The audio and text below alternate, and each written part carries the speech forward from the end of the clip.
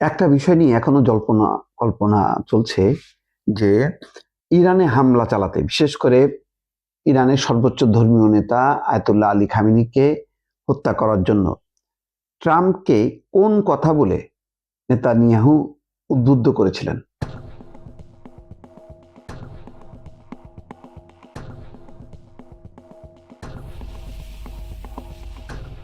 নানা রকম বিশ্লেষণ, কিন্তু ঠিক সঠিক বক্তব্যটা পাওয়া যাচ্ছে না।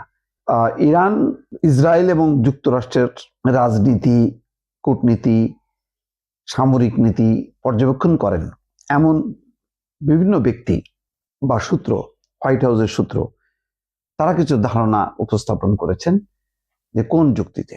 তার মধ্যে অন্যতম একটা যুক্তি ছিল যেটি ট্রাম্প বলেছিল যে আয়াতুল্লাহ আলী খামেনি আমাকে হত্যা করতে চেয়েছিল, আমি সেই কাজটি উল্টা করে দিয়ে এখন আমি বিজয়ী, খামেনি এখন ধ্বংস হয়েছে।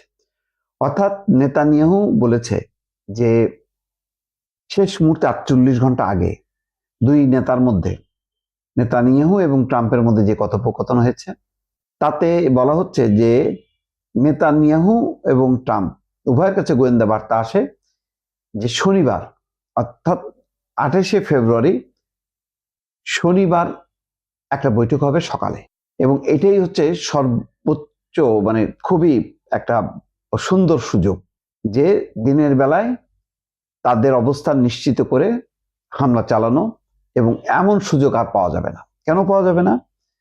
কারণ কথা ছিল শনিবার রাতে হবে বৈঠক। রাতের যদি বৈঠক হয় তাহলে সেই অবস্থান চিহ্নিত করাটা তুলনামূলকভাবে একটু কষ্টকর। এছাড়া আয়াতুল্লাহ আলী খামেনি গত জুন মাসে যখন হামলা হয় তারপর থেকে নিজে তার অবস্থানটা কোথায়, সেই অবস্থানটা একেবারে এত সঙ্গোপনে, এত নিরাপত্তার চাদরে মোড়া ছিল যে কোনো সঠিক অবস্থানটা নির্ধারণ করা যাচ্ছিল না। ইসরায়েলের গোয়েন্দারাও পারে নাই, আমেরিকাও পারেনি।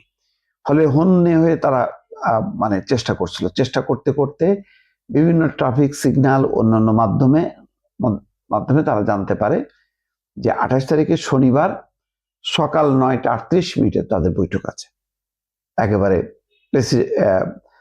প্রধান যে ধর্মীয় নেতা তার কার্যালয় প্রাসাদে। তখনই দ্রুত ট্রাম্প যোগাযোগ করে এবং নেতানিয়াহু ট্রাম্পকে জানায় যে এটাই হচ্ছে একটা সর্বোচ্চ সুযোগ, এছাড়া আর সুযোগ পাওয়া যাবে না।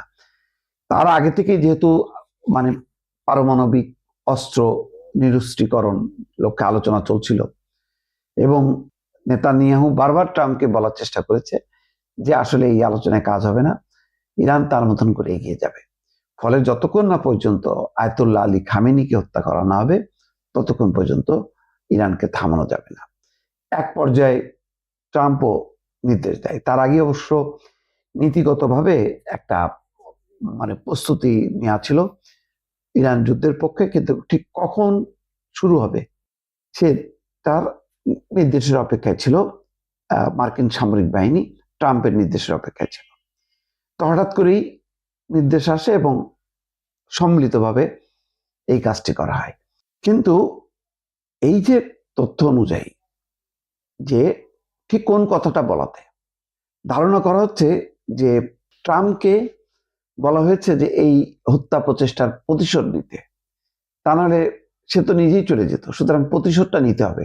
প্রতিশোধ না নিলে আবারও হামলার শিকার হইতে হবে প্রেসিডেন্ট ট্রাম্পকে। এই কথা বলে এক পর্যায়ে ট্রাম্পকে রাজি করায় নেতানিয়াহু। যদিও নেতানিয়াহু বলেছেন যে মার্কিন প্রেসিডেন্ট আমার কথাই শুনে কাজ করবে, এটা বিশ্বাসযোগ্য না। তিনি, তার অবস্থানটা এত উপরে যে তিনি যথেষ্ট যে সিদ্ধান্ত নিতে। তো সব মিলায়ে এখন যেটা বলা হয় যে দুইটা কারণ, যে পারমাণবিক সক্ষমতা নষ্ট করতে হবে, তা নাহলে ইসরায়েল সহ কোনো দেশই নিরাপদ না, এবং আরো কিছু দেশও ট্রাম্পকে বলেছে যে তারাও চায় যে পারমাণবিক বা তার যে ক্ষেপণাস্ত্র, ব্যালিস্টিক ক্ষেপণাস্ত্র ছোড়ার যে সক্ষমতা, এগুলো বন্ধ করতে হবে, বন্ধ না করলে তারাও নিরাপদ না। তো ভেনিজুয়েলার যে মাদুরোকে তুলে নেওয়ার সেই সফলতা কারণে টকবক করছিল ট্রাম্প। ট্রাম্প মনে করলো যে এখানে আর এক ধরনের যুদ্ধ করে প্রথম দফায় যদি আয়াতুল্লাহ আলী খামেনিকে শেষ করে দেওয়া যায় তাহলে ইরানও জয় করা যাবে। কিন্তু শেষ পর্যন্ত সবই বৃথা গেল। যুদ্ধ যে এইরকম বুমেরাং হবে, এইভাবে বিস্তৃত হয়ে উল্টা ট্রাম্পের ঘাড়ের উপর চেপে পড়বে, এটা ট্রাম্প কিন্তু স্বপ্ন ভাবতে পারেনি।